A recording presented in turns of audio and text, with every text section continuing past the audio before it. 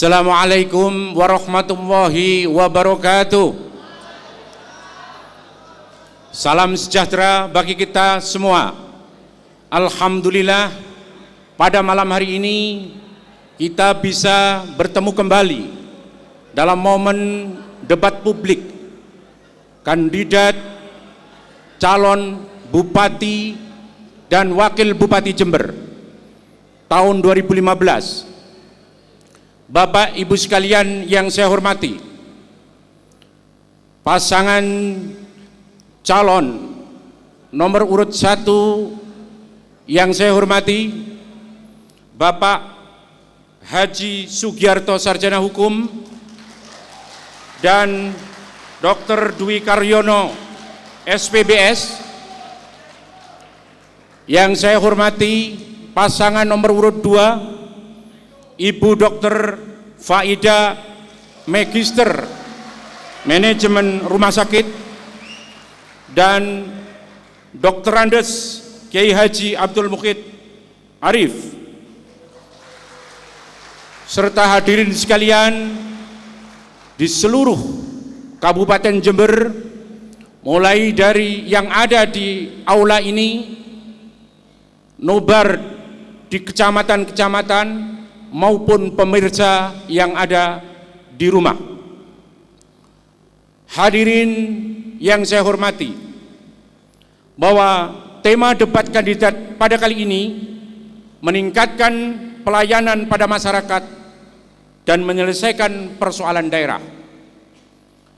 Perlu pemirsa ketahui bahwa debat kandidat ini merupakan arena di dalam rangka mengukur visi, misi, program masing-masing calon. Tentunya pemirsa dan masyarakat seluruh Kabupaten Jember mengharapkan calon-calon ini betul-betul qualified, betul-betul siap di dalam rangka mengemban amanah Kabupaten Jember 5 tahun ke depan. Sesuai dengan tema, tentunya diharapkan kepada pasangan calon kedua kandidat untuk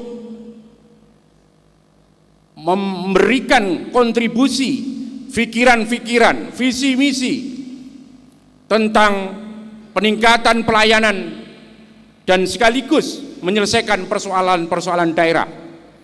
Disinilah kedua pasangan calon diuji untuk menyampaikan pokok-pokok pikiran dan sekaligus visi misi serta programnya dalam rangka menjalankan amanah 5 tahun ke depan.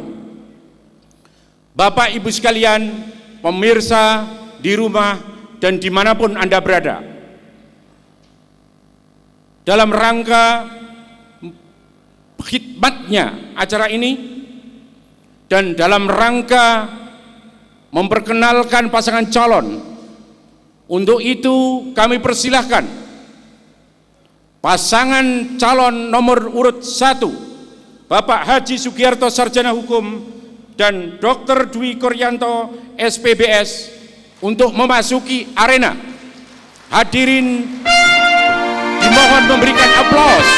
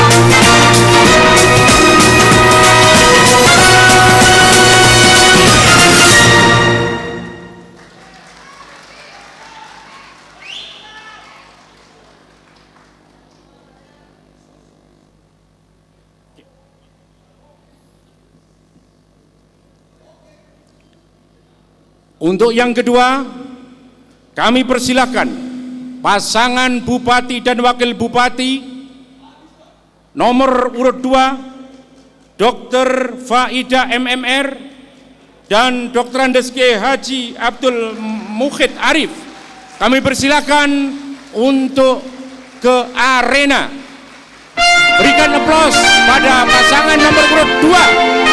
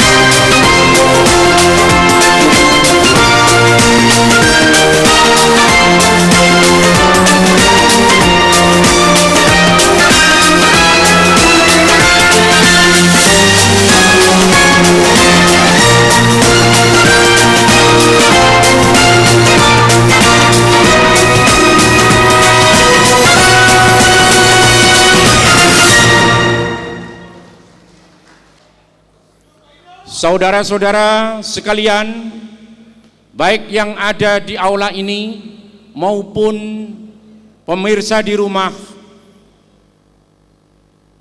dalam rangka mengetahui visi misi program kedua pasangan calon, perlu kita bacakan aturan main.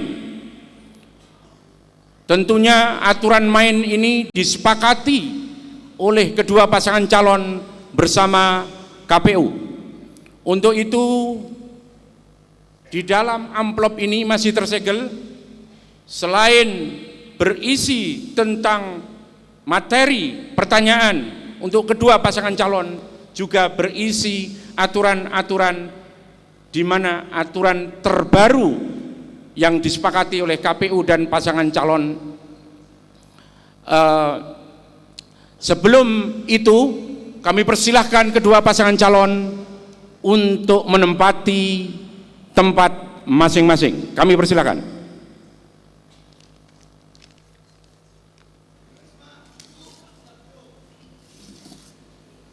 Tenang hadirin, sabar.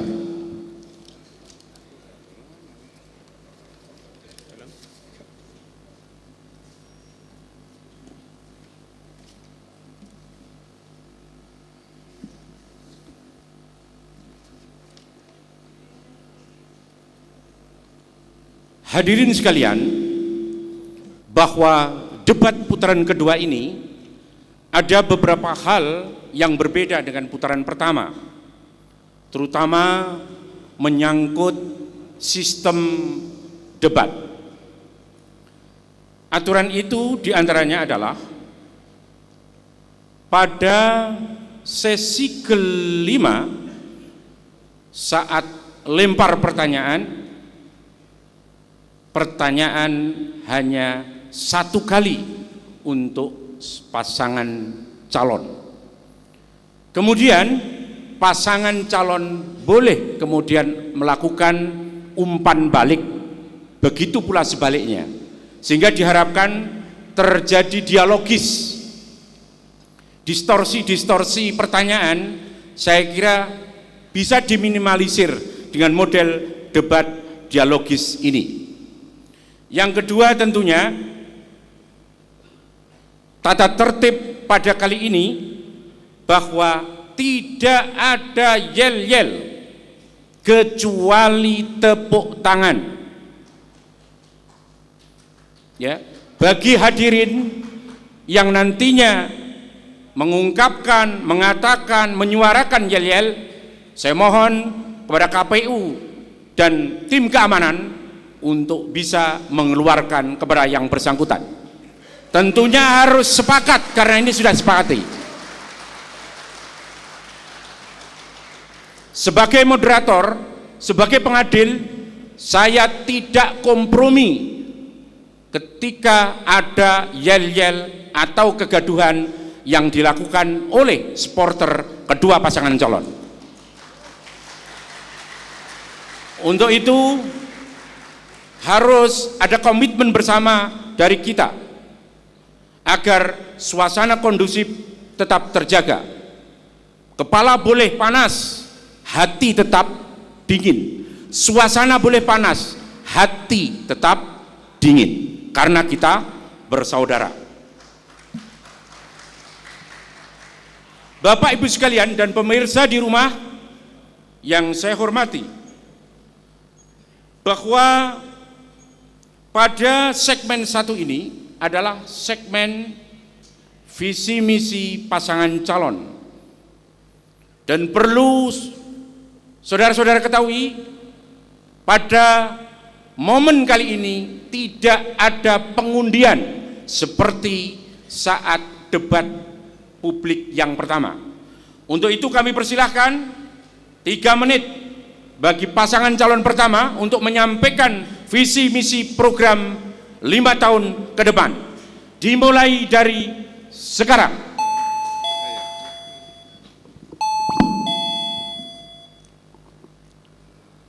Assalamualaikum warahmatullahi wabarakatuh. Selamat malam, salam sejahtera bagi kita sekalian. Bapak-bapak, ibu-ibu, warga masyarakat Kabupaten Jember yang saya cintai, alhamdulillah malam ini kita ketemu lagi. Seperti apa yang kami sampaikan pada kesempatan kemarin, bahwasanya Jember sekarang ini sudah bergerak maju dan lebih modern. Hal ini ditandai banyaknya tumbuhnya usaha jasa, perdagangan, perhotelan, dan industri. Kemajuan dan perubahan adalah sesuatu yang luar biasa. Oleh karena itu, Bapak-bapak Ibu sekalian saya hormati, pada saat ini kita otomatis membawa masyarakat yang sekarang ini dari yang sebelumnya tidak maju menjadi maju, maka terjadi hal yang transisi. Ini menyebabkan terjadinya tendensi perubahan terhadap struktur sosial kepada masyarakat, terkhusus kepada keluarga. Oleh karena itu, kami, Pak Gi dan Dr. Dwi sepakat mewujudkan Jember sebagai kota keluarga yang harmonis dan sejahtera. Maka dalam rangka terus meningkatkan kualitas layanan publik kita, Pak Gi, Dr. Dwi bertekad bahwa ke depan kita harus terus melakukan perbaikan tata kelola pemerintah daerah. Yang kedua, kita juga harus terus meningkatkan kualitas institusi pelayanan publik. Dan yang ketiga, untuk meningkatkan kualitas layanan publik, maka kita pun juga harus memberdayakan masyarakat. Dan yang keempat, bahkan dalam peningkatan layanan publik, maka kita pun harus berupaya untuk melakukan peningkatan daya saing daerah. Oleh karena itu, maka sesuai dengan visi misi kita, bahwa keluarga adalah basis, harmonis adalah proses, dan sejahtera adalah ujungnya. Terima kasih. Silakan memberikan aplaus kepada pasangan nomor urut 1. Cukup. Kami persilahkan kepada pasangan nomor urut 2 untuk menyampaikan visi misi program 5 tahun ke depan. Diberi waktu 3 menit mulai dari sekarang. Assalamualaikum warahmatullahi wabarakatuh. Waalaikumsalam warahmatullahi wabarakatuh. Salam 2 jari, salam perubahan. Warga Jember yang saya hormati, Jember sedang sakit dan butuh dokter dan kiai untuk mengobatinya. Jember punya banyak persoalan mendasar yang bersentuhan langsung dengan masyarakat. Biaya pendidikan masih tinggi, layanan kesehatan banyak dikeluhkan rakyat kecil, tingkat kemiskinan masih tinggi, kurangnya lapangan kerja, hingga persoalan pertanahan dan ketersediaan pupuk. Belum lagi soal perizinan, pengurusan akta kependudukan, persoalan infrastruktur jalan, serta angka bukta aksara yang tertinggi di Jawa Timur. Untuk mengatasi berbagai persoalan tersebut, setelah turun dan mendengar sendiri dari masyarakat, pembenahan layanan publik telah kita tuangkan dalam 22 janji kerja pasangan Dr. Faida dan Kiai Mukid. Kita akan menerapkan pelayanan publik yang taat azas, menerapkan keterbukaan, akuntabilitas, kecepatan layanan yang tepat waktu. Jargon lama yang mempersulit masyarakat akan kita tinggalkan. Untuk mewujudkan generasi Qurani, ada program peningkatan mutu pendidikan diniyah, madrasah dan pondok pesantren, dan meningkatkan honor guru ngaji bukan cuma 2 kali lipat, tapi langsung 3 kali lipat dari sebelumnya. Pelayanan infrastruktur dilakukan, perbaikan irigasi, jembatan, pengaspalan hingga ke pelosok desa. Urusan kesehatan, akan ada layanan kesehatan gratis untuk semua masyarakat Jember, termasuk menyediakan 1 desa 1 ambulan dan 3 dokter di tiap puskesmas. Tidak kalah pentingnya, saya Dr. Faida dan Kiai Mukid berkomitmen untuk membangun layanan usaha dan layanan publik 1 pintu yang transparan dan efisien untuk mendorong laju perekonomian dan investasi serta memperluas lapangan kerja. Warga Jember yang saya hormati, tidak ada pemimpin hebat dan sakti tanpa melibatkan partisipasi masyarakat dan banyak pihak. Pemimpin hebat adalah pemimpin yang bermanfaat bagi rakyatnya. Jika kami ditakdirkan menjadi Bupati dan Wakil Bupati Jember, kami akan menugaskan secara khusus kepada camat. Waktu habis. Kami persilakan kepada timnya untuk memberikan aplaus.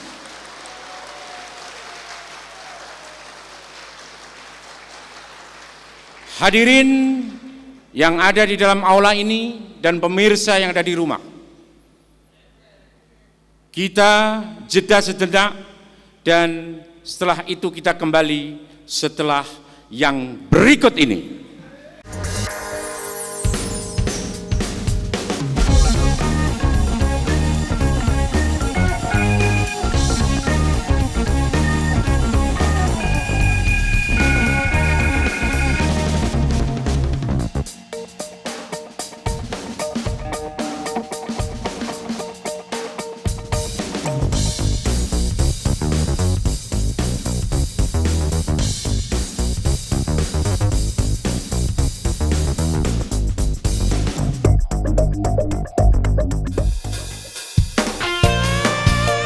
Pesta Demokrasi, Pestanya kita semua. tanggal 9 Desember 2015.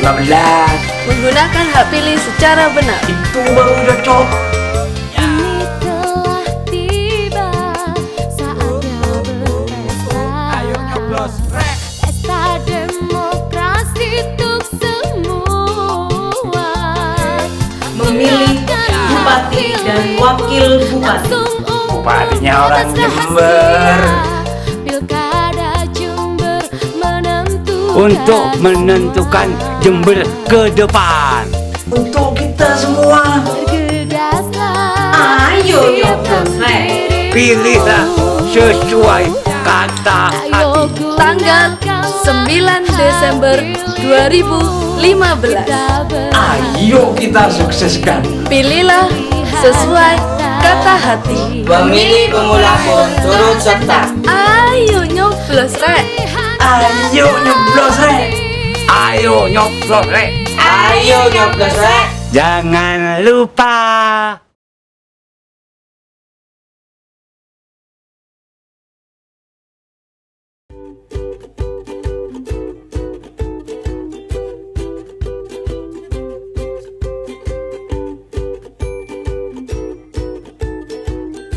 Saksikan siaran live debat Cabup-Cawabup Pilkada Jember pada hari Sabtu tanggal 7, 14, dan 21 November pukul 19.30 waktu Indonesia Barat hingga selesai.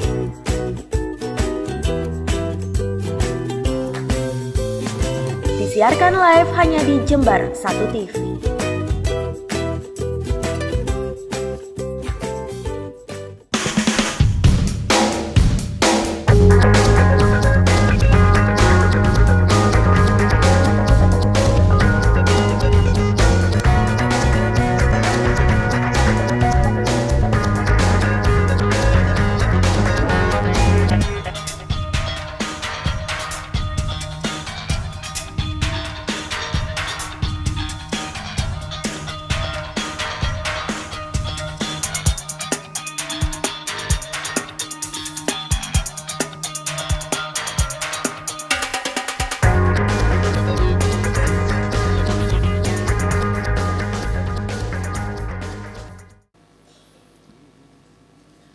Tema kali ini adalah meningkatkan pelayanan kepada masyarakat dan penyelesaian persoalan di daerah.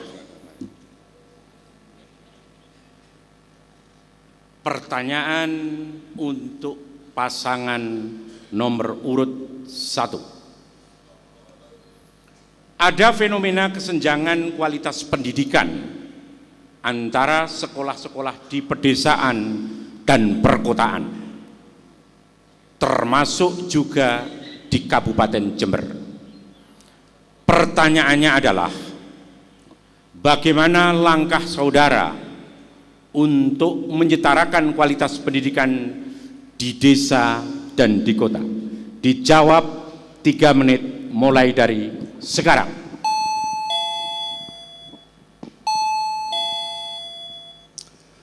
Terima kasih. Jadi selama ini kita ketahui bersama bahwa kemajuan terhadap pendidikan, pemerintah Kabupaten Jember telah berupaya semaksimal mungkin bagaimana meningkatkan kualitas baik itu sumber daya manusia gurunya maupun kualitas sumber daya anak didiknya lewat proses belajar mengajar. Namun demikian masih ada terkesan kesenjangan antara pendidikan yang ada di kota dan ada yang di daerah.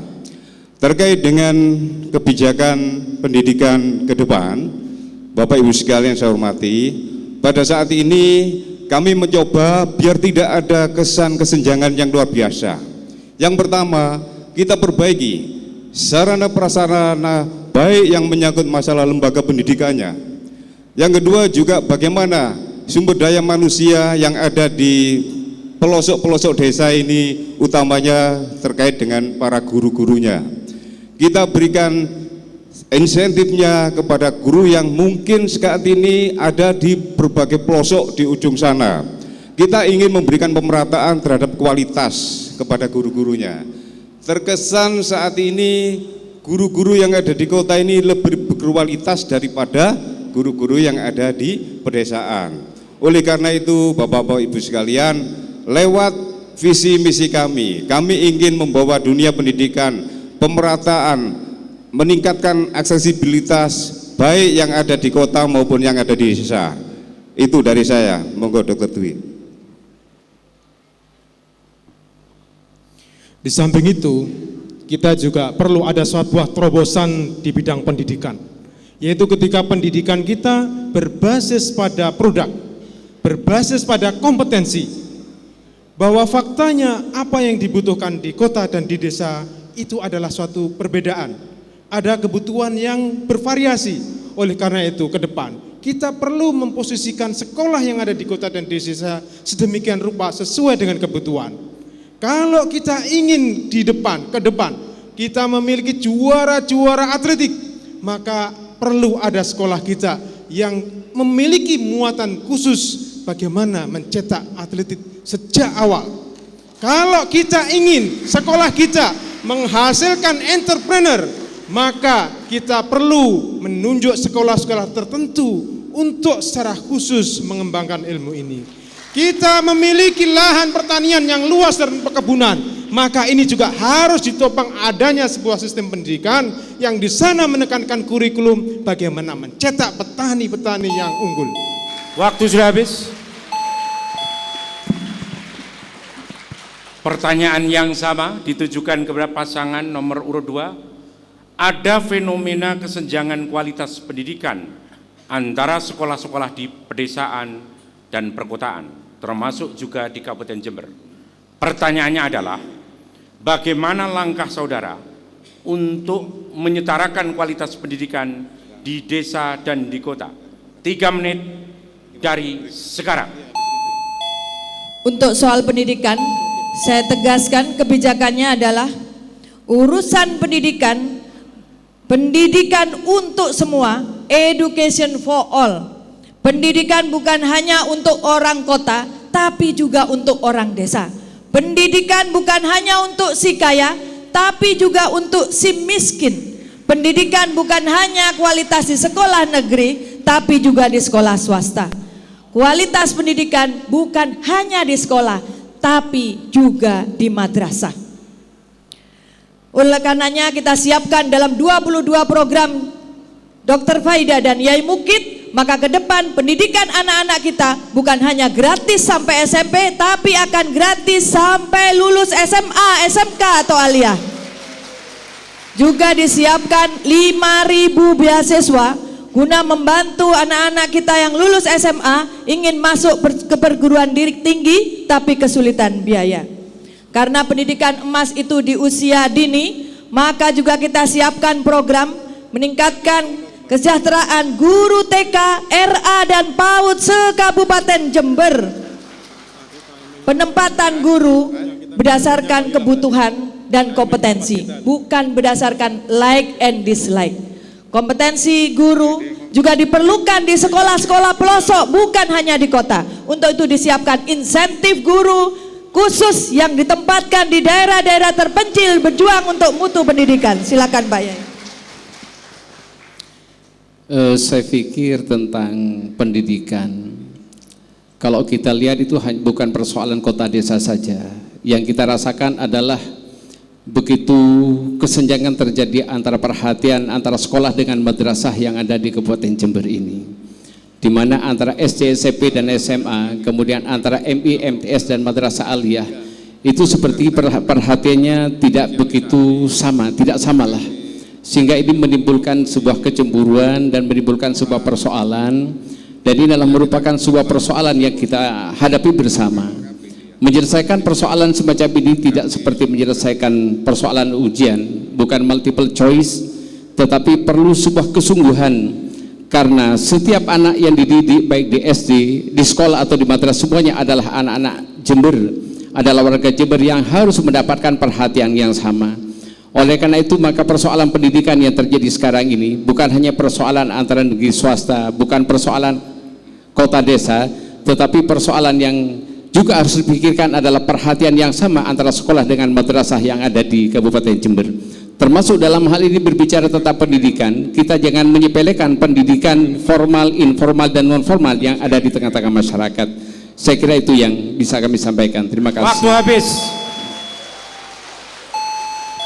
Oke. Untuk pasangan nomor urut 2, pertanyaannya adalah dalam rangka penajaman visi misi program untuk lancarnya sistem administrasi birokrasi pemerintahan di Kabupaten Jember menuju good and clean government, dibutuhkan terobosan kebijakan yang strategis. Pertanyaannya adalah, apa langkah dan kebijakan saudara dalam rangka mewujudkan hal ini? Waktu 3 menit dari sekarang. Soal clean and good governance, komitmen kami adalah menegakkan aturan main yang jelas, berbasis kinerja dan prestasi, bukan berbasis hubungan khusus dan kedekatan. Perekrutan dan mutasi pegawai dilakukan secara transparan, adil, dan yang paling penting bebas pungli. Keteladanan adalah segala-galanya. Semua kerja baik harus dimulai dari pemimpinnya. Untuk itu kami saya dan Yai Mukid akan memulainya dari diri kami sendiri. Demi pelayanan di tingkat desa, maka akan ada bantuan peningkatan kesejahteraan untuk ketua RT RW se-Kabupaten Jember. Yang akan kita lakukan adalah melakukan reformasi birokrasi, membangun sistem anti korupsi, dan meningkatkan kesejahteraan pegawai honorer dan PNS. Salah satu yang akan kita lakukan adalah menerapkan tunjangan kinerja daerah dan memberikan tunjangan uang makan lauk pauk yang nantinya akan disesuaikan dengan kemampuan keuangan daerah. Silakan Yai. Selanjutnya di dalam hari ini, bagaimana kita untuk menciptakan good and clean governance. Ini sering menjadi sebuah jargon dalam berbagai kesempatan, tetapi usaha secara sungguh-sungguh sangat kita jarang mendapatkan. Saya pikir tidak terlalu berlebihan apa yang dikatakan oleh Presiden Amerika Ferdinand Kennedy, yang dia mengatakan, what can we do for the country? Jangan bertanya, don't ask, what can the country do for us? Jadi perlu kita tanya, yang perlu kita tekankan adalah niatan kita sebagai pemimpin di Jember ini, apakah dalam rangka untuk mengabdi kepada masyarakat. Persoalan yang merupakan sebuah persoalan yang sangat mendasar di dalam menciptakan clean and good governance. Tanpa suatu niatan yang tulus, tanpa suatu keinginan yang ikhlas di dalam mengantarkan kepemimpinan di Jember, saya pikir clean and good governance hanya akan merupakan sebuah fata morgana. Hal itu menjadi sangat penting karena jargon yang semacam ini sudah sangat marak di tengah-tengah masyarakat, di spanduk-spanduk, tetapi nyatanya clean dan good government mesti merupakan sebuah hal yang sangat jauh dari apa yang kita harapkan. Oleh karena itu, seperti disampaikan oleh Dr. Feda tadi, bahwa ini harus ditindaklanjuti dengan suatu tindakan, suatu langkah yang tegas, suatu action yang jelas, aturan main yang jelas, sistem kontrol yang jelas, sistem evaluasi yang jelas. Kita harus mengevaluasi, kita harus mengontrol semuanya dengan secara transparan. Waktu sudah habis. Untuk pasangan nomor urut 2, pertanyaannya sama. Nomor urut 1, mohon maaf. Untuk lancarnya sistem administrasi birokrasi pemerintahan di Kabupaten Jember menuju good and clean government, dibutuhkan terobosan kebijakan yang strategis. Pertanyaannya adalah, apa langkah saudara dan kebijakan saudara dalam rangka mewujudkan hal ini? Kami persilahkan 3 menit mulai dari sekarang. Terima kasih. Untuk kaitan dengan masalah sistem administrasi pemerintahan, bahwasanya kami sebelumnya sudah mencoba untuk membuat suatu terobosan bagaimana pelayanan kepada masyarakat, utamanya pelayanan publik. Ini kami buat ada beberapa hal. Yang pertama, kami buat pakai sistem merit. Sistem merit ini adalah bagaimana kita mencari seorang yang mempunyai kompetensi, punya integritas, profesional, kemudian dia juga punya keahlian di bidangnya. Sehingga dengan sistem ini kita tidak akan kesulitan bahwasanya sumber daya kita, sumber daya manusia kita untuk memberikan kepada masyarakat pelayanannya cukup luar biasa. Yang kedua, kita menyangkut masalah perangkat daerahnya. Kita harus bisa menekan semaksimal mungkin dan sesuai kebutuhan. Seberapa besar lembaga perangkat daerah ini kita butuhkan. Jangan sampai kita punya beban perangkat daerah yang cukup besar, yang berdampak kepada beban belanja dan tidak efektif dan efisien dalam rangka memberikan pelayanan kepada masyarakat. Andai kata lembaga perangkat daerah ini cukup dalam sistem yang minim, maka kita pakai yang minim, tidak harus maksimal. Yang ketiga, kita tingkatkan pelayanan publik. Bagaimana pelayanan publik ini bisa berpengaruh terhadap meningkatnya kualitas pelayanan kepada masyarakat. Yang pertama, kita bangun pelayanan satu atap. Satu atap ini semua perizinan-perizinan ada dalam satu kantor. Yang kedua, bagaimana pelayanan kepada masyarakat ini sistem tata caranya, kemudian prosedurnya ini harus terpampang. Baik kapan waktu selesainya izin, kapan biayanya, kapan harus selesai, butuh berapa lama dan sebagainya. Ini harus transparan, tidak bisa tidak. Yang keempat adalah pengawasan. Pengawasan internal dari pemerintah Kabupaten Jember itu sendirilah yang harus bisa mewarnai. Jangan sampai bahwasanya ada teman-teman kita yang sebetulnya biaya ini gratis masih ada pungutan. Ini kita libatkan semaksimal mungkin seorang pengawas yang nanti akan turun dalam level-level pelayanan publik yang ada di kantor-kantor perizinan satu atap. Terima kasih. Waktu habis.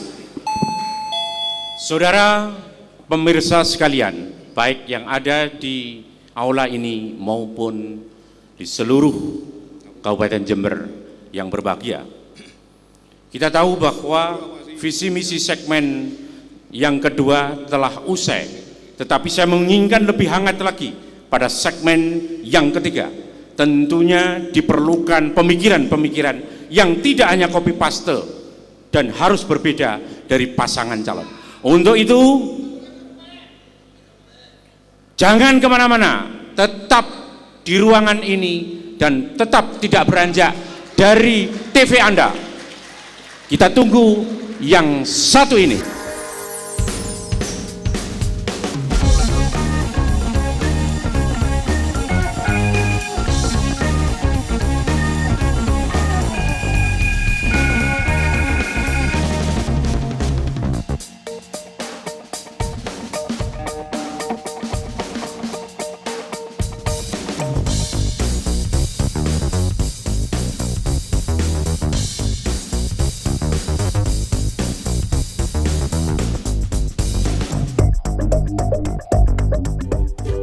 Mari sambut Pemilu Kada Jember tahun 2015.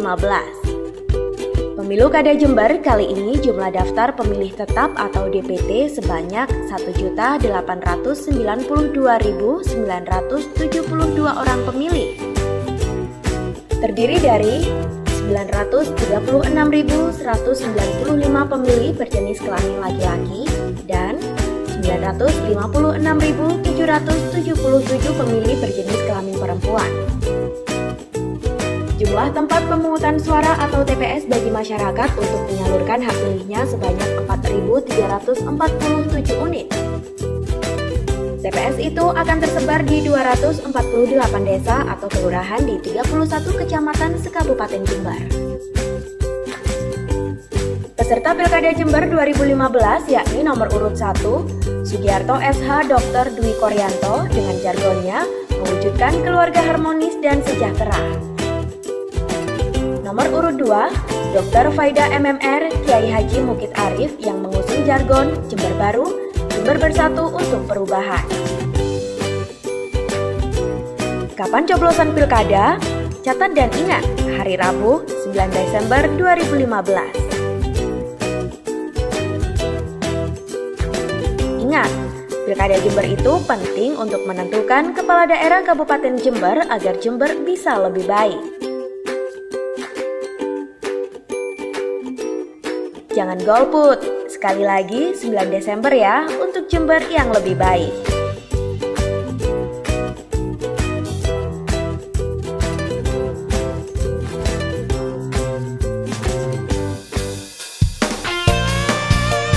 Pesta Demokrasi, Pestanya kita semua. tanggal 9 Desember 2015. Menggunakan hak pilih secara benar. Itu baru cocok. Ini telah tiba saatnya berpesta.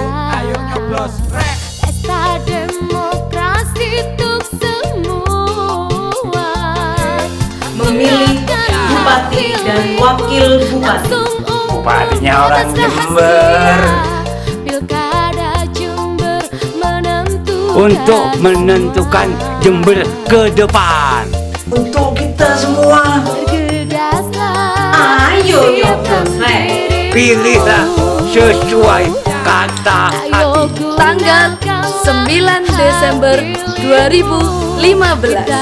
Ayo kita sukseskan. Pilihlah sesuai kata hati. Pemilih pemula pun turut serta. Ayo nyoblos, rek. Ayo nyoblos, rek. Ayo nyoblos, rek. Ayo nyoblos, rek. Jangan lupa.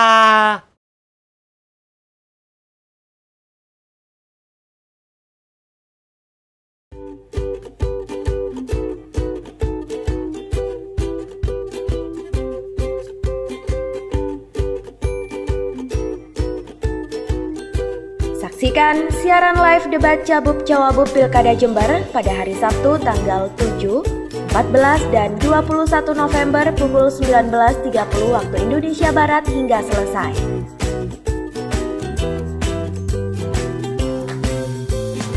Disiarkan live hanya di Jember 1 TV.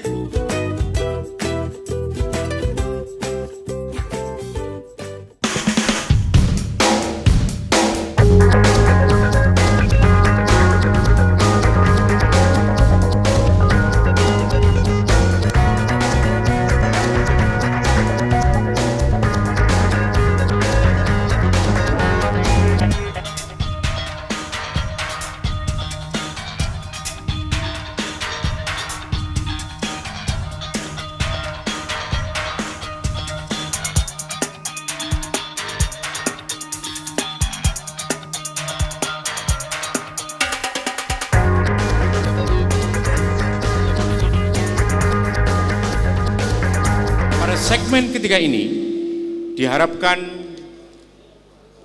pasangan calon lebih mempertajam jawaban-jawabannya. Pertanyaan pada segmen ini lebih pada kearifan lokal. Tentunya diharapkan ada penajaman agar betul-betul langkah-langkahnya jitu dan tepat sasaran. Pertanyaan untuk pasangan nomor urut 1. Tembakau merupakan ikon Kabupaten Jember. Akan tetapi kondisi petani tembakau rakyat di Jember tidak menentu karena harga tembakau semakin hari semakin menurun. Bahkan tahun ini harga tembakau anjlok.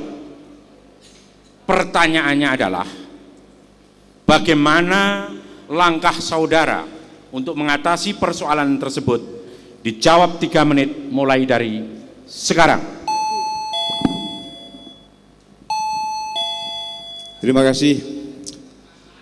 Bapak Ibu sekalian, kondisi pertembakauan di Jember yang merupakan salah satu ikon Jember Kenapa saya katakan satu ikon? Simbol lambang pemerintah daerah adalah tembakau. Saya juga mohon maaf, perokok, sehingga apabila nasib petani tembakau ini juga dalam kondisi sulit, saya pun juga merasakan. Sehingga terkait dengan kondisi tembakau yang saat ini terjadi beberapa tahun ini penurunan harga. Yang kedua, justru di tahun ini kenapa jatuh harga daripada tembakau ini? Yang pertama, kami ingin sedikit memberikan data bahwasanya luas areal tembakau di Jember adalah 17.000 hektar. 17.000 hektar ini dibutuhkan oleh pabrik-pabrik tembakau ini 9.000 hektar. Tapi para petani ini sangat-sangat cukup bermanfaat apabila menanam tembakau, karena hampir tiap tahun para petani ini menanam tembakau. Saya melihat kondisi ini cukup meriskankan bagi para petani. Kebutuhan 9 hektar ditanam oleh 17 hektar lahan tembakau, sehingga terjadi kelebihan produk daripada tembakau itu sendiri.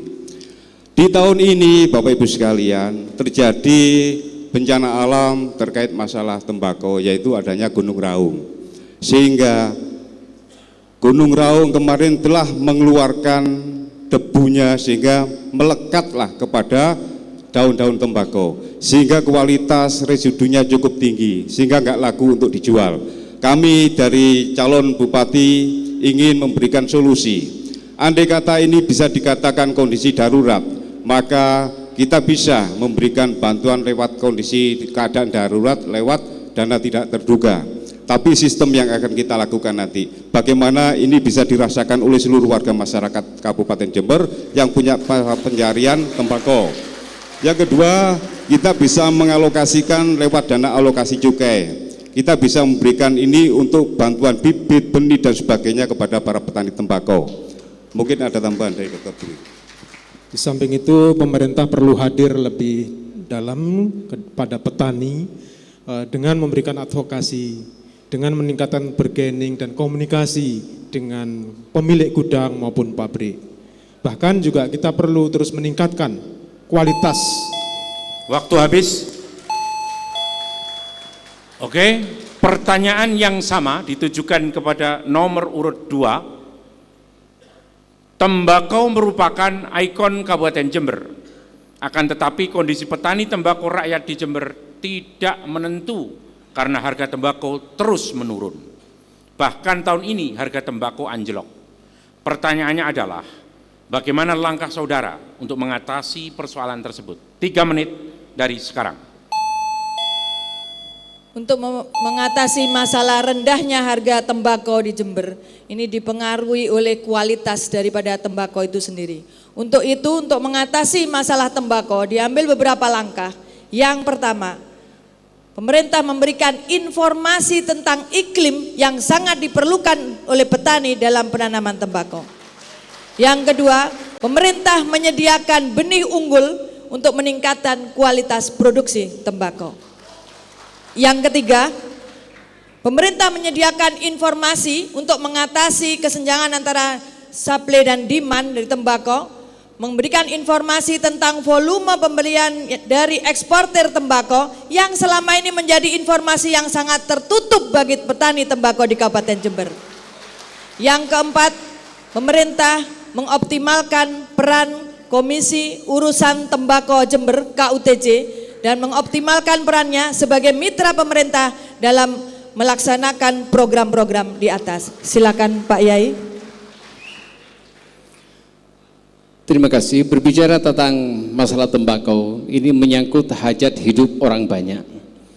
Tembakau memang menjadi ikon di Kabupaten Jember, sebagaimana tadi sudah disampaikan. Tetapi pada sisi yang lain, saya pikir bahwa bukan hanya pada tahun ini, para petani tembakau itu selalu terperosok, selalu dirugikan, selalu sulit di dalam memasarkan produknya. Oleh karena itu, apabila persoalan itu adalah persoalan iklim, saya pikir itu adalah persoalan yang berkaitan dengan alam. Tetapi apabila persoalan itu berkaitan dengan tata niaga, maka inilah persoalan yang harus kita lakukan, perlu mencari suatu solusi yang harus kita lakukan dengan secara menyeluruh. Dalam hal ini mungkin yang bisa kita lakukan adalah bagaimana meningkatkan pengetahuan para petani tentang tembakau itu sendiri, mengenalkan bibit yang baik, bagaimana petani mengetahui iklim yang akan terjadi, bagaimana petani harus tahu seberapa banyak jumlah tembakau yang akan dibutuhkan, yang dibutuhkan oleh pabrikan atau perusahaan rokok. Dengan demikian maka para petani akan dengan sendirinya bisa membuat sebuah strategi. Petani akan tahu kapan harus menanam dan kapan tidak menanam, seberapa banyak mereka harus menanam dan seberapa sedikit mereka harus menanam. Akses informasi yang semacam ini yang selama ini tidak dimiliki oleh para petani.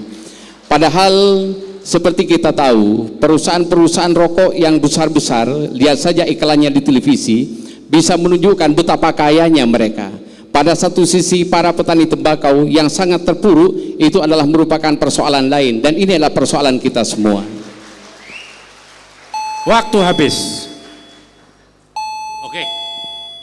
Untuk kali ini pertanyaan ditujukan nomor urut 2. Pertanyaannya adalah, potensi sumber daya hayati pantai selatan Kabupaten Jember baru tergarap 30% dari potensi yang ada.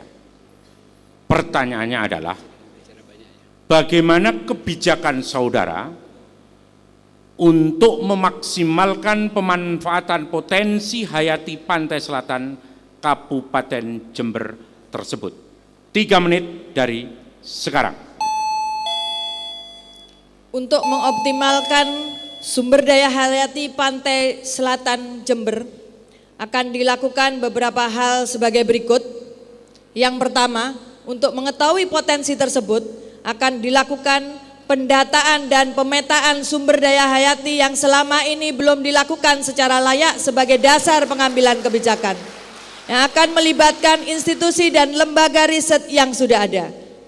Yang kedua,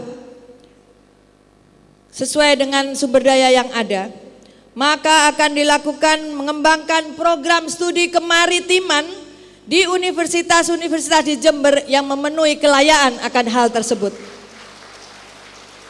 Yang ketiga, mengembangkan industri kemaritiman yang berbasis potensi lokal, di mana bupati akan menjadi kepala marketing hasil produk-produk industri tersebut yang berpihak kepada industri ekonomi kerakyatan yang akan meningkatkan ekonomi secara umum di Kabupaten Jember. Yang keempat, meningkatkan kesejahteraan masyarakat pesisir, utamanya memberikan asuransi kepada nelayan yang selama ini dalam berjuang mempertaruhkan jiwa dan raga dalam mencari nafkah bagi keluarganya, yang selama ini belum pernah dipikirkan asuransi untuk nelayan, sementara Jember ini potensi masyarakat pesisirnya sangat luar biasa. Yang berikutnya, mengoptimalkan peran TPI sebagai tempat pelelangan ikan yang sudah ada tapi belum dioptimalkan peran dan fungsinya. Yang berikutnya, mengembangkan potensi pariwisata maritim sebagai suatu kebanggaan, bisa menjadi wisata edukasi, bisa menjadi wisata yang berbeda, kebanggaan bagi Kabupaten Jember di masa yang akan datang. Silakan dilanjut Pak Yai. Potensi sumber daya hayati di pantai selatan Jember, kita akui memang Jember ini adalah merupakan salah satu kabupaten yang memiliki potensi alam, memiliki sumber daya hayati yang sangat tinggi dan sampai saat ini belum bisa dikembangkan dengan secara optimal. Nah, oleh karena itu maka saya pikir melibatkan perguruan tinggi, melibatkan para peneliti yang memiliki kompetensi dalam hal ini merupakan sebuah hal yang tidak bisa ditinggalkan. Selain tentunya meningkatkan kapabilitas, meningkatkan bagaimana para masyarakat di daerah pesisir memiliki akses dan memiliki ya memiliki kemampuan yang lebih tinggi daripada apa yang mereka miliki sekarang. Oleh karena itu maka waktu habis. Oke. Pertanyaan yang sama ditujukan kepada pasangan nomor urut 1. Potensi sumber hayati pantai selatan Kabupaten Jember baru tergarap 30% dari potensi yang ada. Pertanyaannya adalah, bagaimana kebijakan saudara untuk memaksimalkan pemanfaatan potensi hayati pantai selatan Kabupaten Jember tersebut? 3 menit dari sekarang. Terima kasih. Terkait dengan masalah potensi yang masih 30% kita kelola, ada sumber daya alam di dalamnya yang perlu kita tingkatkan. Hal ini sementara ini kita lihat bahwasanya para nelayan ini dalam rangka untuk mencari dan menangkap ikan yang ada di perairan Laut Selatan ini senantiasa hanya untuk kebutuhan hidup sehari-hari. Banyak sekali kendala-kendala yang dihadapi oleh para nelayan, sehingga dalam rangka untuk bagaimana potensi yang ini bisa dioptimalkan, ada beberapa hal yang mungkin perlu kita tingkatkan pelayanannya kepada para nelayan. Yang pertama yaitu fasilitas bagaimana mereka bisa menangkap ikan sampai ke perairan dalam. Kita ingin bahwa Bapak Ibu sekalian, nelayan ini pada suatu ketika ingin mencari ikan ini tidak nemukan, sehingga butuh alat yang namanya rumpon. Ada rumpon laut dalam, ada rumpon laut dangkal. Disitulah manakala ada rumpon, maka semua ikan-ikan akan berkeliaran di situ, sehingga akan memudahkan para nelayan untuk bisa mencari ikan. Yang kedua, hasil tangkapan ini ternyata masih kesulitan untuk dipasarkan. Karena apa? TPI yang ada di Puger ini sampai saat ini tidak bisa terlaksana dengan baik, sehingga belum bisa beroperasi dengan baik. Karena apa? Karena proses sistem yang dibangun oleh TPI ini sangat-sangat merugikan dan tidak menguntungkan para nelayan, sehingga perlu dibangun TPI ke depan yang lebih baik. Yang ketiga, kita perlu fasilitasi para nelayan ini dengan bantuan mesin tempel. Banyak alat-alat mesin yang selama ini dibuat atau dipakai oleh para nelayan ini sudah pada rusak, sehingga mereka menggunakan jukung saja yang digunakan, sehingga nanti kita bantu dengan mesin-mesin tempel.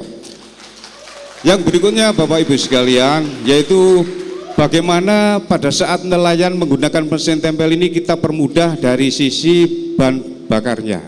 Kita kasih bahan bakar minyak yang ada di Puger, kita tingkatkan bantuan-bantuan itu dengan cara memberikan subsidi. Selama ini mungkin untuk beli BBM mereka ini masih kesulitan karena butuh operasional untuk masuk ke lautan. Yang ketiga adalah menyangkut masalah pemberdayaan ekonomi masyarakat pesisir. Kita kasih anggaran untuk pemberdayaan ekonominya. Yang berikutnya Bapak Ibu sekalian, bagi para nelayan adalah kita asuransikan kecelakaan, kita beri asuransi kematian pada saat mereka melaut kemudian terjadi kecelakaan. Inilah mungkin beberapa hal, termasuk pabrik esnya ya, kita bantu. Terima kasih. Waktu habis. Semakin memanas, tetapi tetap pada koridor. Untuk itu, menuju segmen ketiga, jangan kemana-mana setelah jeda iklan berikut ini.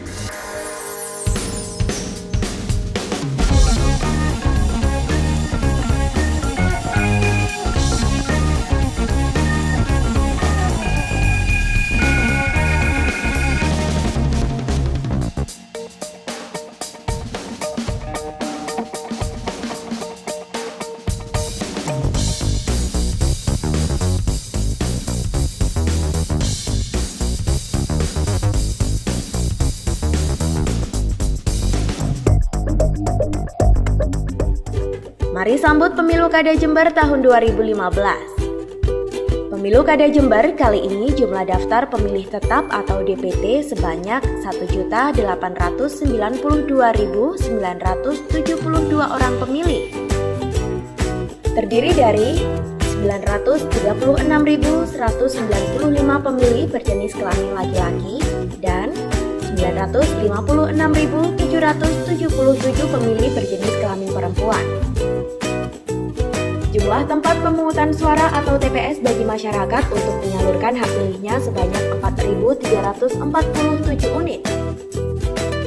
TPS itu akan tersebar di 248 desa atau kelurahan di 31 kecamatan se-Kabupaten Jember.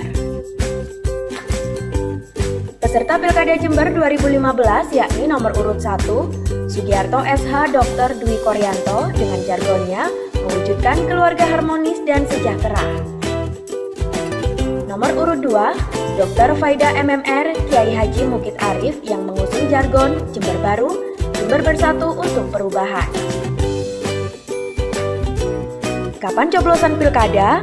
Catat dan ingat, hari Rabu 9 Desember 2015. Ingat, Pilkada Jember itu penting untuk menentukan kepala daerah Kabupaten Jember agar Jember bisa lebih baik. Jangan golput, sekali lagi 9 Desember ya untuk Jember yang lebih baik.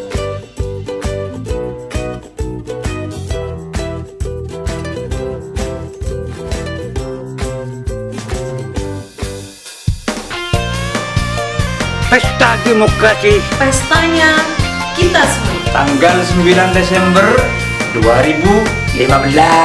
Menggunakan hak pilih secara benar. Itu baru cocok. Ini telah tiba saatnya berpesta. Ayo nyoblos rek. Pesta demokrasi untuk semua. Memilih bupati dan wakil bupati. Bupatinya orang Jember. Pilkada Jember Untuk menentukan Jember ke depan. Untuk kita semua. Bergegaslah. Ayo nyoblos rek. Pilihlah sesuai kata hati. Tanggal 9 Desember 2015. Ayo kita sukseskan. Pilihlah sesuai kata hati. Pemilih pemula pun turut serta. Ayo nyoblos rek. Ayo nyoblos rek. Ayo nyoblos rek. Ayo nyoblos rek. Jangan lupa.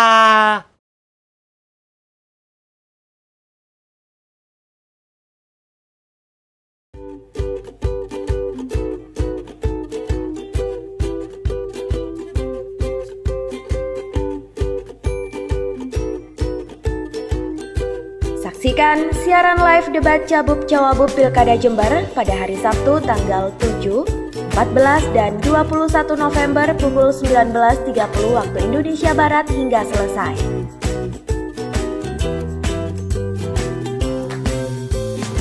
Disiarkan live hanya di Jember 1 TV.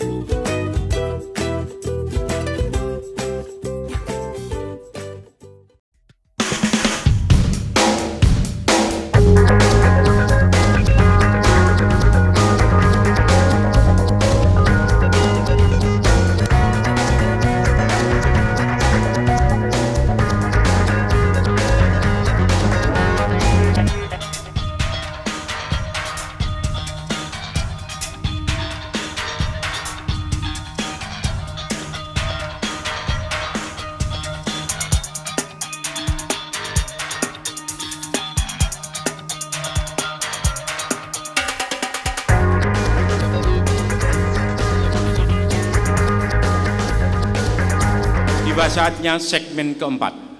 Dalam segmen keempat ini, para pasangan calon saling bertanya, menjawab, dan menanggapi dari jawaban tersebut. Tentunya batasan waktu bertanya 1 menit, menjawab 2 menit, dan menanggapi 3 menit.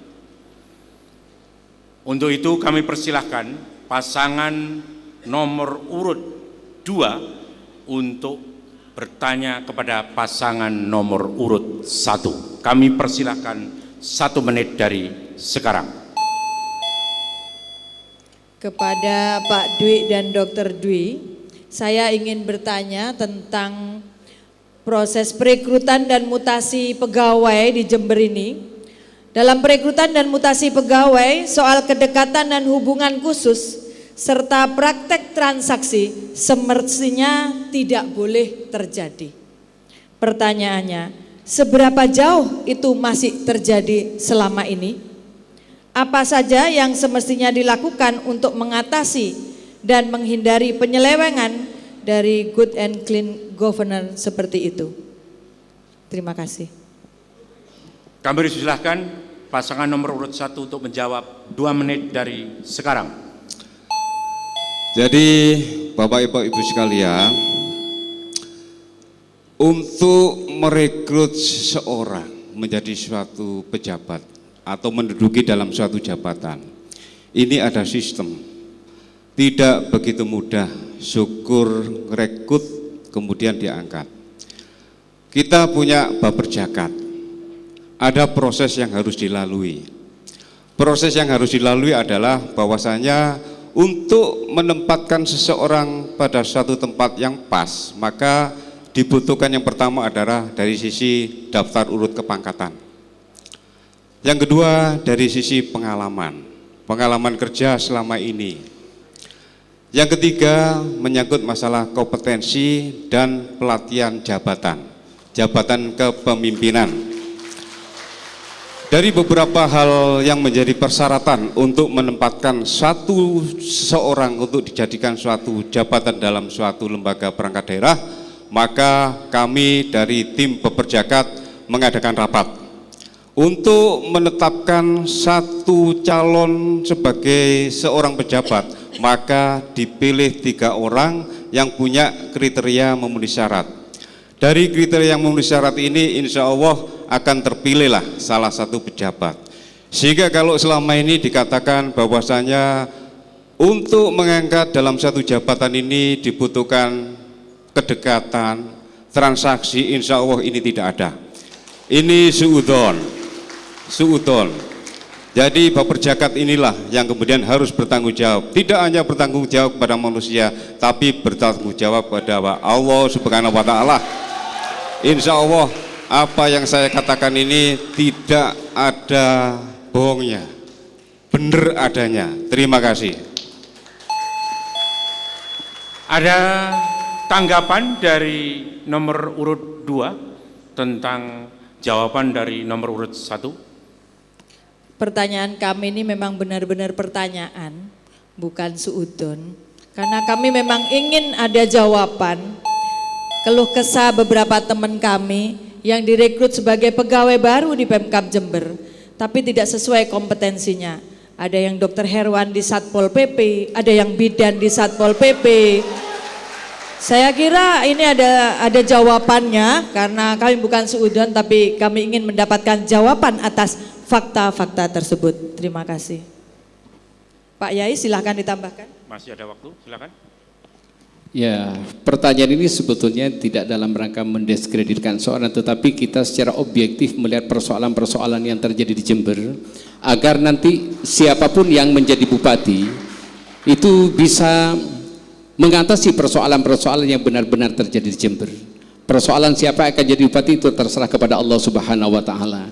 Tetapi memang persoalan-persoalan yang betul-betul terjadi, inilah persoalan yang harus kita perdebatkan dan kita carikan solusi bersama. Terima kasih. Waktu habis.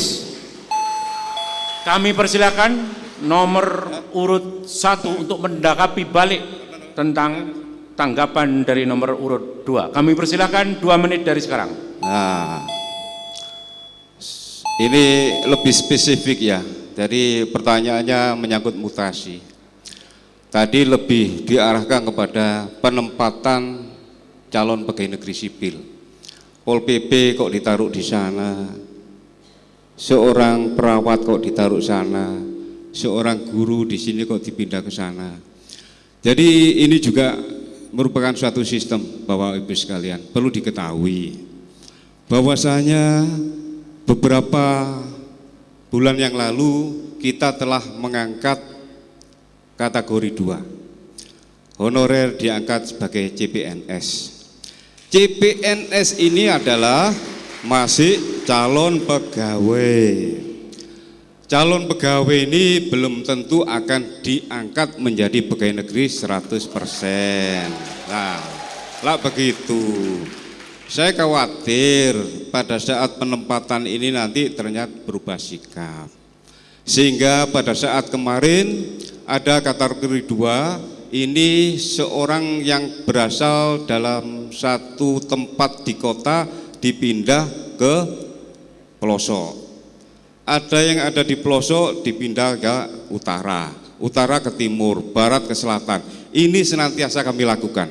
Ini adalah dalam rangka untuk menguji sejauh mana profesionalismenya, sejauh mana ketaatannya, sejauh mana integritasnya, sejauh mana loyalitasnya. Pada saat ditempatkan di tempat yang lain, ternyata orang ini berubah sikap, maka akan berdampak pada saat pengangkatan PNS. Oleh itulah Bapak-bapak, saudara-saudara saya K2 yang kemarin diangkat PNS, sabar nggih, sabar. Pada saat prajabatan nanti akan kami kembalikan ya, akan kami kembalikan. Terima kasih. Waktu habis. Berikutnya adalah pasangan nomor urut 1 bertanya kepada pasangan nomor urut 2. Kami persilahkan 1 menit untuk bertanya. Terima kasih. Kita lanjutkan saja kalau gitu diskusi tentang pegawai ya. Bagaimana pendapat Dr. Faida dan Pak Mukid tentang ASN ini? Ya. Mungkin agak sedikit dikeraskan. Iya. Di sana ada PPPK, ada PNS, ada K1, ada K2. Silakan bagaimana ini mengelolanya. Terima kasih. Kami persilahkan nomor urut 2 untuk menjawab 2 menit dari sekarang. Yang jelas kebijakan dalam sumber daya manusia, jelas sikap kami berbasis kompetensi dan prestasi. Profesionalisme diawali berdasarkan kompetensi. Apabila penempatan tidak sesuai kompetensi, apapun alasannya, menguji loyalitas, menguji semangat, saya kira tetap harus di porsinya karena di ASN pun sudah ada garis-garisnya yang tentu tidak lompat-lompat. Cara mengujinya pun sudah terstruktur dan terukur, bukan berdasarkan selera dan persepsi masing-masing pimpinan. Untuk itu detailnya sesuai dengan prosedur karena ini di sini pertanyaan untuk rekrutmen bupati, bukan untuk rekrutmen sekda. Jadi yang penting kebijakan pimpinan tegas berpihak kepada keadilan dan transparansi dalam rekrutmen, mutasi dan promosi pegawai. Silakan Pak Yai. Kompetensi dan prestasi sesuai dengan latar belakang yang dimiliki oleh setiap calon pegawai hendaknya menjadi pertimbangan yang sangat urgen untuk menempatkan termasuk juga dalam rangka untuk persiapan menjadi pegawai. Karena apabila itu tidak disesuaikan dengan latar belakang yang mereka miliki, semangat yang begitu menggebu pada saatnya mungkin bisa saja kemudian menjadi terpuruk. Dan ini bukan mengangkat derajat para calon PNS, tetapi justru mengendurkan dan bahkan membuat para calon PNS ini menjadi putus asa. Dan ini saya pikir merupakan sebuah hal yang tidak boleh terjadi, karena bagaimanapun para pelamar atau orang-orang yang ingin menjadi calon pegawai negeri itu semuanya adalah ingin meningkatkan tingkat kesejahteraannya. Jadi Allah Subhanahu wa taala saja itu memberikan ujian itu sesuai dengan kemampuannya. Jadi kita juga memberikan. Waktu habis. Ya. Kami persilahkan pasangan nomor urut 1 untuk menanggapi. Hemat saya belum mendapat jawabannya ya. PPPK ini mau dikemanakan ini? Silakan. Masih ada waktu? Oke, karena tidak ada kami persilahkan nomor urut 2 untuk menanggapi balik. Kami persilahkan 2 menit dari sekarang. Ini kalau mohon maaf, tolong jangan ada kata-kata yang tidak senonoh. Oke, silahkan untuk tenang kembali. Kami persilahkan. terima kasih moderator. Pimpinan itu memang harus diuji, termasuk uji kesabaran. apabila mendapat cemoohan-cemoohan yang tidak pada tempatnya. Terima kasih, saya maafkan. Prinsip dasar adalah proses rekrutmen berprinsip kepada keadilan. Kalau tim rekrutmennya sudah ada ketentuan siapa yang berhak duduk di tim rekrutmen, siapa yang menjadi ketuanya, dan siapa yang menjadi penguji profesi di masing-masing posisi, tentu saja berdasarkan kebutuhan pemetaan dasar, bukan berdasarkan tekanan-tekanan atau pengaruh-pengaruh yang lain. Rekrutmen berdasarkan kebutuhan, pengisian jabatan, formasi berdasarkan standar yang sudah disusun, bukan berdasarkan selera. Karena yang saya lihat selama ini memang masih terjadi istilah-istilah tidak punya channel, tidak punya daya dongkrak dan lain sebagainya, istilah-istilah di masyarakat yang ke depan ini harus dipastikan tidak ada lagi di Kabupaten Jember. Karena K2 ini juga orang-orang yang berhak berprestasi di Kabupaten Jember, yang mereka menunggu hak-haknya dipenuhi sesuai dengan kompetensinya, dan apabila itu memang menjadi haknya adalah dilarang pemimpin melompati hak-haknya, mereka mendapatkan kesempatan sesuai urutan dan formasi yang ada di Kabupaten Jember. Silakan Pak Yayu untuk menambahkan.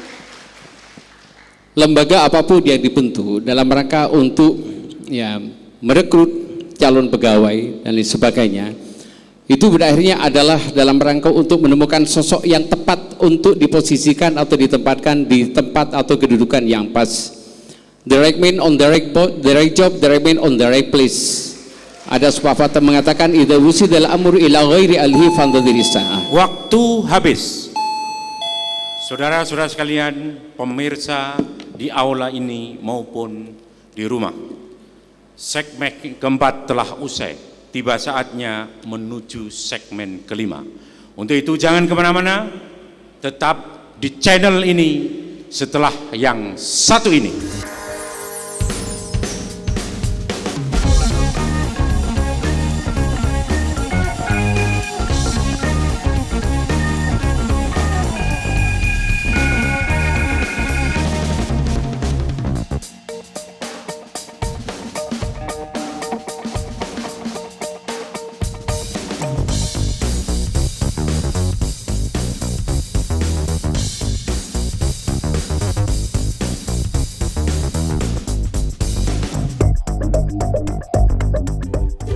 Mari sambut Pemilu Kada Jember tahun 2015.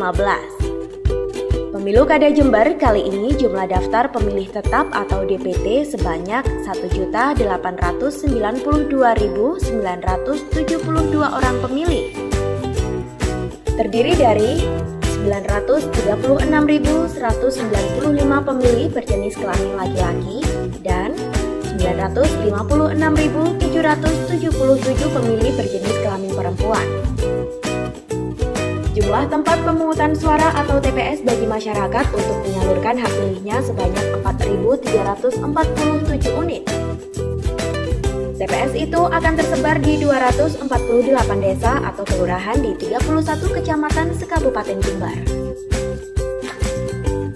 Peserta Pilkada Jember 2015 yakni nomor urut 1, Sugiarto SH Dr. Dwi Koryanto dengan jargonnya mewujudkan keluarga harmonis dan sejahtera.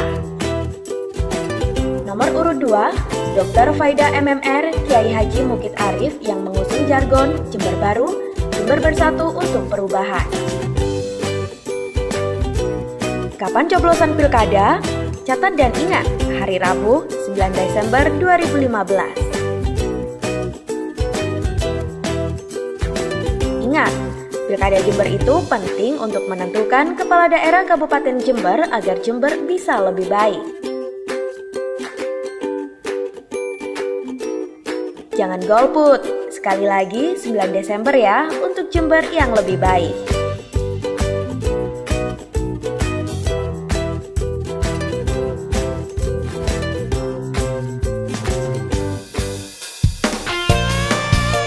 Pesta Demokrasi, Pestanya kita semua. tanggal 9 Desember 2015. Menggunakan hak pilih secara benar. Itu baru cocok.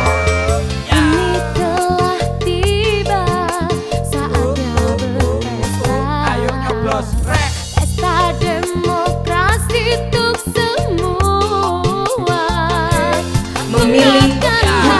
dan Wakil Bupati.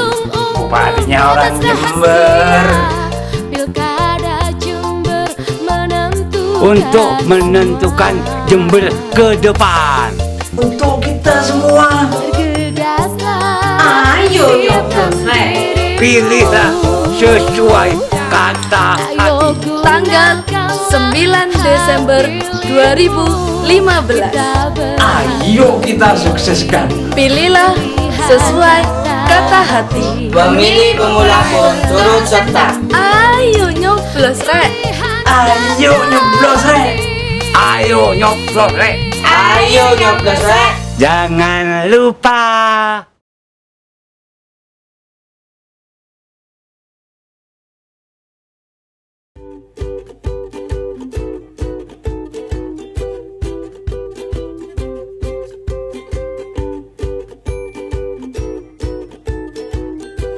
Saksikan siaran live debat Cabub-Cawabub Pilkada Jember pada hari Sabtu tanggal 7, 14, dan 21 November pukul 19.30 waktu Indonesia Barat hingga selesai.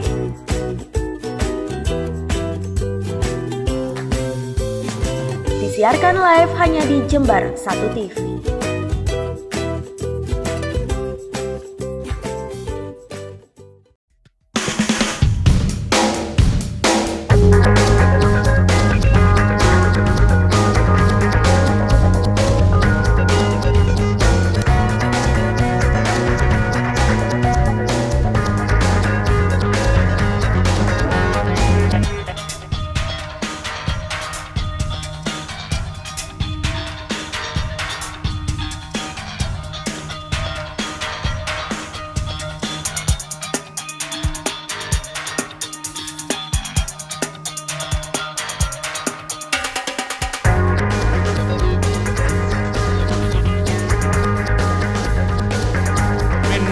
Kelima ini kita melanjutkan penajaman pertanyaan dari masing-masing pasangan calon sekaligus jawaban-jawabannya. Untuk itu kami persilakan pasangan nomor urut 1 untuk bertanya kepada pasangan nomor urut 2. 1 menit waktu mulai dari sekarang. Terima kasih moderator. Bapak Ibu sekalian, pertanyaan kepada Bu Faida dan Pak Muhid. Bahwasanya hasil survei LSI, kepuasan terhadap pelayanan yang dibangun oleh pemerintahan sebelumnya, termasuk saya yang ada di dalamnya, ini sudah mencapai 63%. Sehingga masyarakat sangat puas terhadap perjalanan pemerintahan sebelumnya. Yang ingin saya tanyakan kepada Bu Faida, apa yang akan Anda lakukan untuk mempertahankan terhadap kepuasan masyarakat hasil survei LSI? Terima kasih. Kami persilakan nomor urut 2 untuk menanggapi 2 menit dari sekarang. Kalau saya melihat angka-angka disesuaikan dengan realita. Dari angkanya, kalau saya belum bangga kalau saya jadi bupati, kepuasan terhadap pelayanan publik 63%, kalau bagi saya itu target yang belum tercapai. Artinya masih begitu banyak yang belum puas, artinya masih begitu banyak yang bisa dibenahi dan dioptimalkan. Kalau soal layanan publik, masyarakat itu mintanya sederhana kok. Kalau bisa disederhanakan, ya disederhanakan. Kalau bisa dicepatkan, ya dicepatkan. Masyarakat itu inginnya pasti, inginnya jelas. Kalau pasti jelas menunggunya berapa lama, aturannya bagaimana. Semua orang mau menunggu dan bersabar dengan gilirannya. Tapi kebanyakan ketidakpuasan itu karena menunggu dengan ketidakjelasan sampai kapan dan harus bagaimana. Silakan Pak Yai ditambahkan. Hasil survei yang disampaikan tadi bahwa 63% masyarakat Jember merasa puas. Saya pikir kita perlu secara realistis melihat bahwa masyarakat khususnya daerah yang terpinggirkan ini masih banyak yang sangat perlu untuk kita perjuangkan. Ada banyak hal yang perlu kita lakukan terobosan-terobosan. Saya kira kalau Dr. Faida dengan Sedita dari Allah Subhanahu wa taala tidak dalam rangka mempertahankan 63%, tetapi harus lebih dari itu, karena dengan sumber daya yang dimiliki oleh Jember itu sangat mungkin untuk melejit ke atas lebih dari hanya sekedar 63%. Saya kira itu saja. Oke, kami persilakan nomor urut 1 untuk menanggapi 1 menit dari sekarang. Saya tanya ini kan kenapa saya sampaikan hasil survei, karena selama ini seakan-akan pemerintahan Kabupaten Jember tidak pernah maju, tidak ada kemajuan sama sekali, sehingga perlu saya pertanyakan, selama pemerintahan kemarin banyak yang dirasakan oleh masyarakat, yaitu terkait masalah alokasi dana desa. Ini hanya satu-satunya kemarin yang diberikan kepada desa-desa. Yang kedua, rumah tidak layak huni, hampir kurang lebih 60.000 warga masyarakat kita sudah melayani. Penerangan jalan umum ada 54.000 titik sudah terpasang. Kemudian masih banyak lagi, yaitu honor guru ngaji, honor RT/RW, dan banyak lain yang kita rasakan kemajuan-kemajuan yang dibangun oleh pemerintahan sebelumnya. Tolong, mana yang mau dipertahankan? Terima kasih. Menanggapi silakan 2 menit dari sekarang. Yang jelas kalau masyarakat kita sama, di kota, di desa, orang kaya, orang miskin sama. Kalau bicara kepuasan, langkah awalnya adalah menyangkut basic need atau kebutuhan dasar dari masyarakat. Selama kebutuhan dasarnya belum terpenuhi, mereka tidak bisa merasakan hal-hal yang lain seindah warna aslinya. Yang pertama, selama masalah pendidikan belum teratasi, angka buta huruf masih mencapai 90.000 sekabupaten Jember, angka belum mencapai 15 tahun keterlibatan dalam pendidikan, masih jauh, masih menjadi impian. Kesehatan masih belum bisa dirasakan oleh semuanya. Infrastruktur masih banyak PR. Selama basic need ini belum bisa diatasi, masyarakat belum mudah merasakan fasilitas-fasilitas yang lainnya. Oleh karena itu, perhatian ke depan terhadap basic need kebutuhan masyarakat akan menjadi prioritas bagi kami berdua. Silakan Pak Yai untuk ditambahkan. Terima kasih. Seperti yang saya sampaikan dalam debat pertama, bahwa kami tidak menutup mata bahwa di Jember sudah ada perubahan. Tetapi kan Jember ini adalah salah satu dari sekian kabupaten yang ada di Jawa Timur. Oleh karena itu, maka dalam rangka membangun wilayah ini, saya pikir kita sedang dalam fastabiqul khairat. Kita sedang berkompetisi untuk bagaimana lebih maju ke depan. Di sebelah kita ada Banyuwangi, di sebelah kita itu ada Bondowoso, ada Lumajang, ada Situbondo dan sebagainya. Nah, kalau kita lihat dengan Banyuwangi misalnya, kita sangat jauh tertinggal pada akhir-akhir ini. Oleh karena itu, maka melihat potensi yang dimiliki oleh Jember, sumber daya manusianya, sumber daya alamnya dan sebagainya, sepertinya Jember pada saat ini mesti sangat mungkin untuk dikembangkan lebih jauh. Waktu habis. Kami beri kesempatan untuk pasangan nomor urut 2 bertanya kepada nomor urut 1. Kami persilakan 1 menit dari sekarang. Terima kasih. Salah satu aset yang dimiliki oleh Kabupaten Jember adalah perusahaan daerah perkebunan Kayangan. Yang kita lihat semakin hari semakin terpuruk. Padahal ribuan orang menggantungkan hidup di perusahaan tersebut. Oleh karena itu, maka yang ingin kami ketahui apa penyebab dari terpuruknya perusahaan daerah tersebut dan apa yang semestinya dilakukan yang selama ini belum dilakukan untuk mengatasi masalah-masalah yang sedang dihadapi oleh perusahaan tersebut. Ini bukan hanya persoalan profit, tetapi persoalan yang menyangkut kehidupan ribuan masyarakat yang menggantungkan hidupnya pada perusahaan tersebut. Saya kira itu. Langsung bisa dijawab oleh pasangan nomor urut 1. Kami persilakan 2 menit dari sekarang.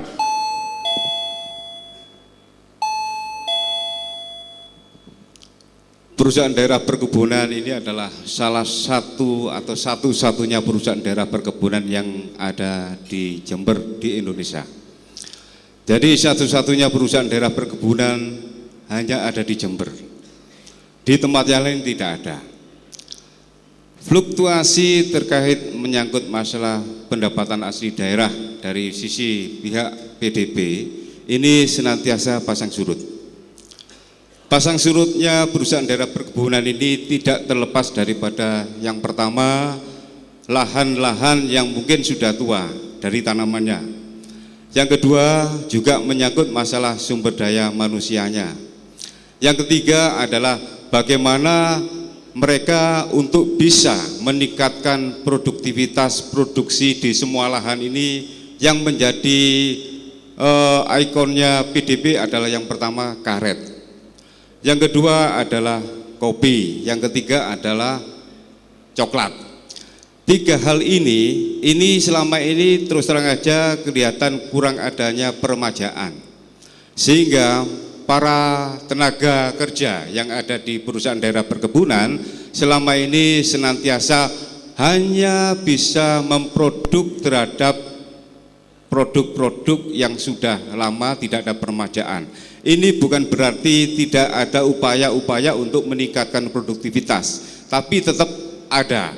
Hanya saja kemudian Bapak Ibu sekalian, terkait dengan masalah perusahaan daerah perkebunan ini, suatu ketika harga karet dunia turun. Kalau sudah turun ini sudah berdampak kepada penerimaan. Kalau sudah berdampak pada penerimaan, otomatis penyertaan dan pendapatan hasil laba tidak bisa kita harapkan.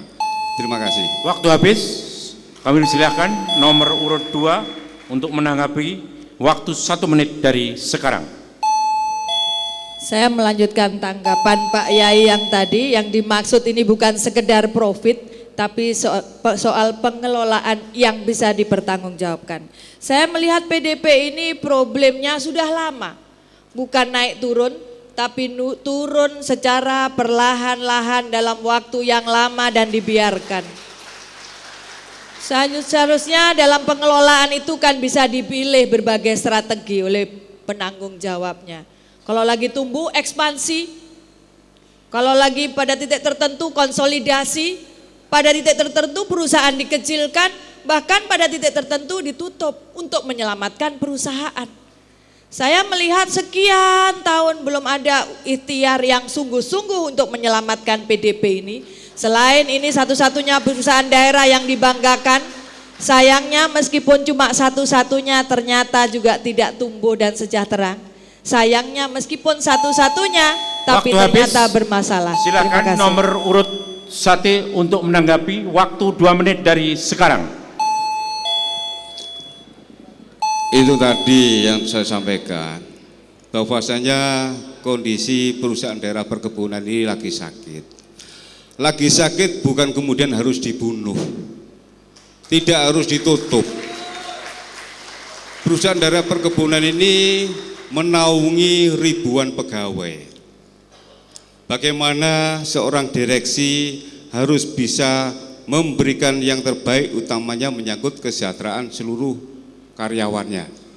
Sulit memang dengan kondisi tanaman yang tua, lahan yang begitu luas, tenaga kerja yang begitu banyak, diharapkan untuk bisa sinergi.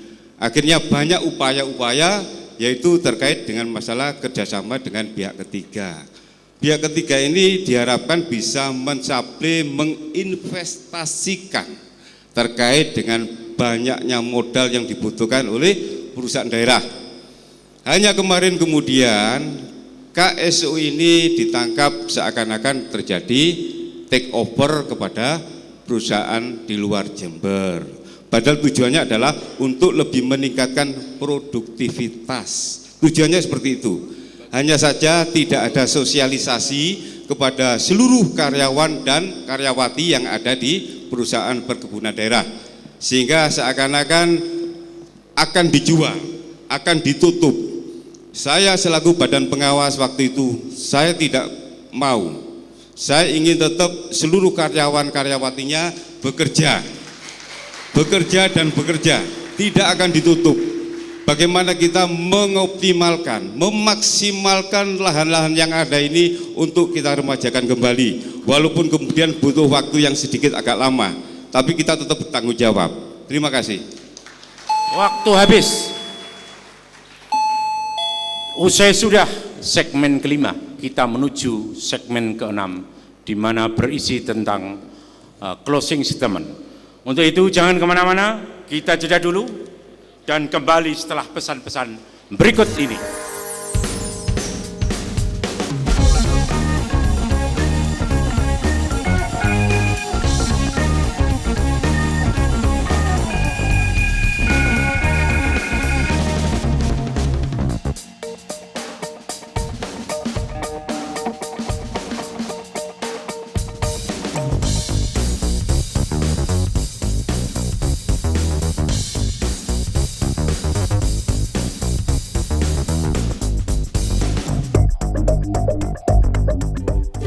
Mari sambut Pemilu Kada Jember tahun 2015. Pemilu Kada Jember kali ini jumlah daftar pemilih tetap atau DPT sebanyak 1.892.972 orang pemilih. Terdiri dari 936.195 pemilih berjenis kelamin laki-laki dan 956.777 pemilih berjenis kelamin perempuan. Jumlah tempat pemungutan suara atau TPS bagi masyarakat untuk menyalurkan hak pilihnya sebanyak 4.347 unit. TPS itu akan tersebar di 248 desa atau kelurahan di 31 kecamatan se-Kabupaten Jember. Peserta Pilkada Jember 2015 yakni nomor urut 1, Sugiarto SH Dr. Dwi Koryanto dengan jargonnya mewujudkan keluarga harmonis dan sejahtera. Nomor urut 2, Dr. Faida MMR Kiai Haji Mukid Arif yang mengusung jargon Jember Baru, Jember Bersatu untuk Perubahan. Kapan coblosan pilkada? Catat dan ingat, hari Rabu 9 Desember 2015.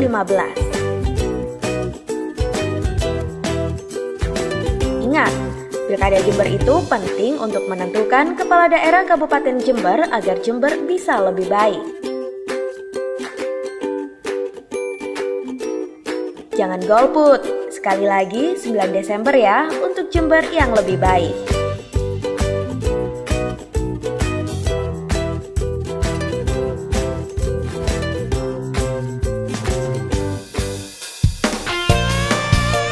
Pesta Demokrasi, Pestanya kita semua. tanggal 9 Desember 2015. Menggunakan hak pilih secara benar. Itu baru cocok. Ini telah tiba saatnya berpesta. Ayo nyoblos rek. Pesta demokrasi untuk semua. Memilih bupati dan wakil bupati. Bupatinya orang Jember. Pilkada Jember Untuk menentukan Jember ke depan. Untuk kita semua. Ayo nyoblos rek. Pilihlah sesuai kata hati. Tanggal 9 Desember 2015. Ayo kita sukseskan. Pilihlah sesuai kata hati. Pemilih pemula pun turut serta. Ayo nyoblos rek. Ayo nyoblos rek. Ayo nyoblos rek. Ayo nyoblos rek. Jangan lupa.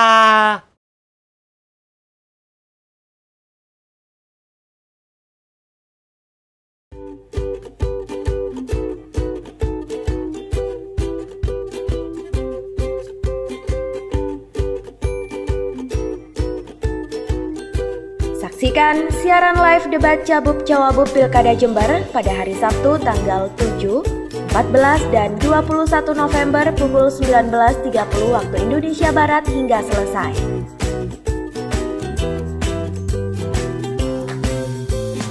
Disiarkan live hanya di Jember 1 TV.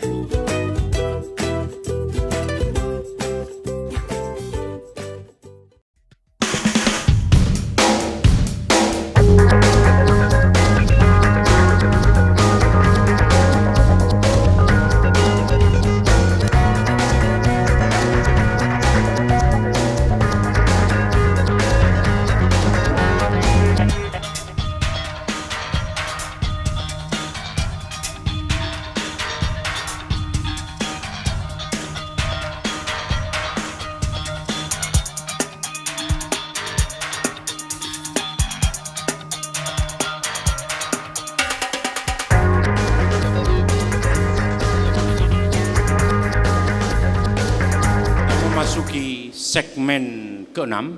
Segmen terakhir ini berisi tentang closing statement, tentang program-program terkait tema, dan diharapkan closing statement ini bisa mendinginkan kita semua. Untuk itu, kami persilahkan pasangan nomor urut 1 untuk closing statement 2 menit dari sekarang. Kami tadi diskusi bicara masalah pelayanan.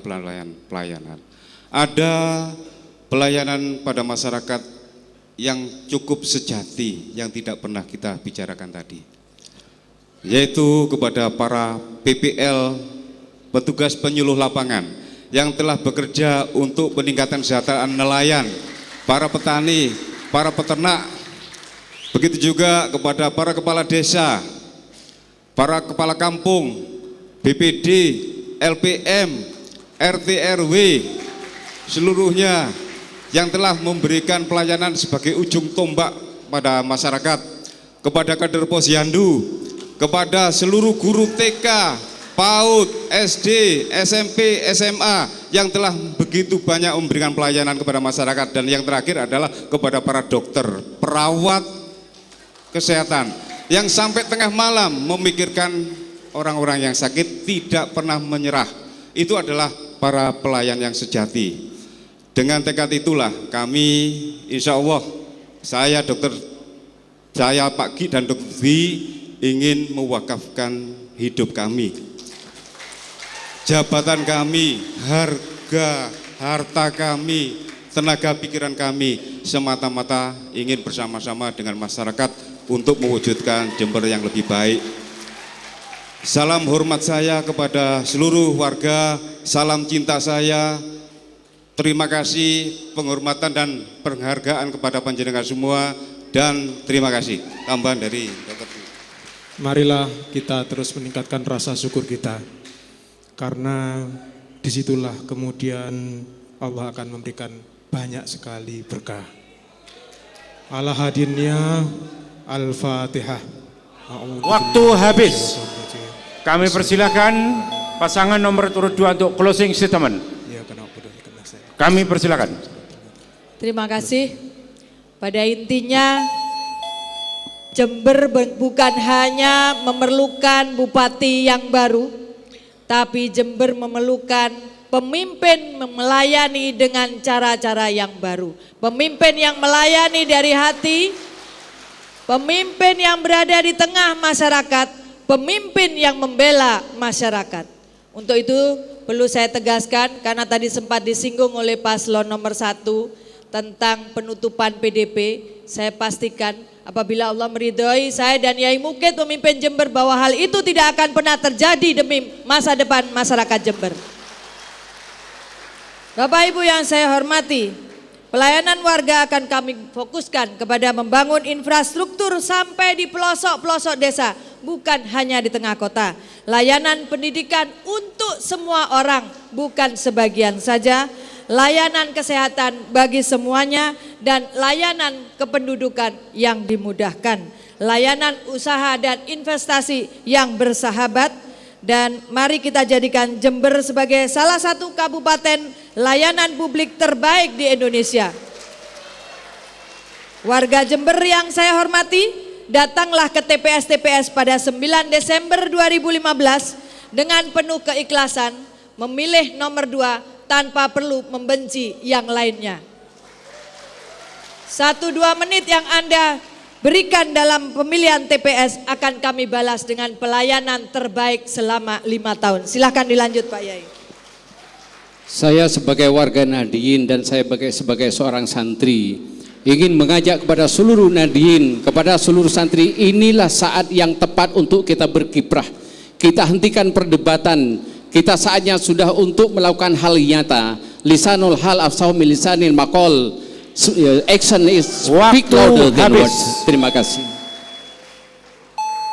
Saudara-saudara sekalian, hadirin dan pemirsa di rumah, tiba saatnya segmen ke-6 berakhir, dan berakhir pula putaran kedua debat publik